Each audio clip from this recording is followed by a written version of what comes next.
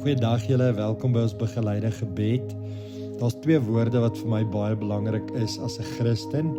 Die een is karakter en die ander een is krag.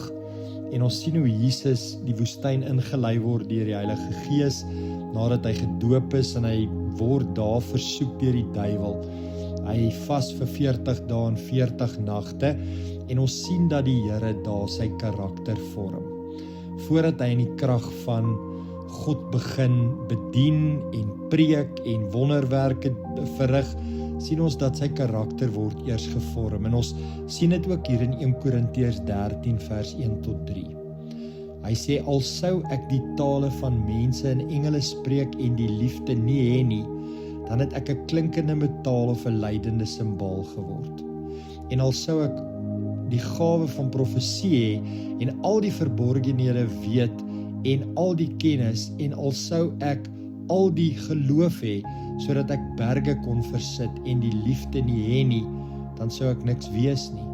En al sou ek al my goed uitdeel en al sou ek my liggaam oorgee om verbrand te word en die liefde nie hê nie, dan sou dit my niks gebaat het nie.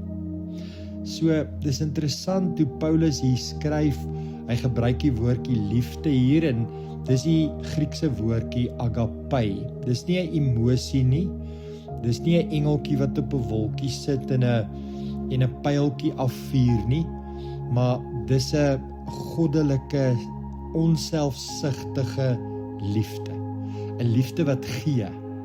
Paulus sê nie dat die gawes verkeerd is nie, hy sê nie dat die liefde is die bron waaruit alles moet vloei.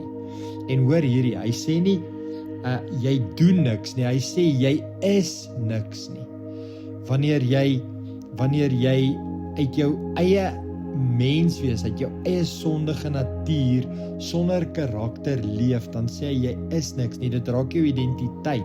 Maar genade sê, ons probeer nie liefde te produseer nie. Die Heilige Gees stort sy liefde in ons harte uit, Romeine 5 vers 5. So vrug kom natuurlik uit 'n lewende verhouding met God. So ek wil jou graag begelei in 'n geestelike oefening. Ek wil jou vra om lekker rustig net te sit, maak jou oë toe. En dan vra jy, Vader, vul my. Sê, Vader, vul my met u liefde. Ek kies nie krag sonder karakter nie. Laat u liefde eerste wees. Laat u Gees my hart sag maak. Kom ons bid ook nou vir mense wat die Here nodig het. Here, ons bid vir elke leier, elke prediker, elke ouer, elke gelowige wat u dien. Bewaar ons van krag sonder liefde. Bewaar ons van invloed sonder nederigheid. Laat u liefde die wortel wees. Laat u Gees die karakter binne in ons kom vorm. Here, ek wil vandag vir u dankie sê dat ons nie net gawes het nie, maar dat u vir ons 'n hart gegee het waarin hierdie gawes kan leef, Here.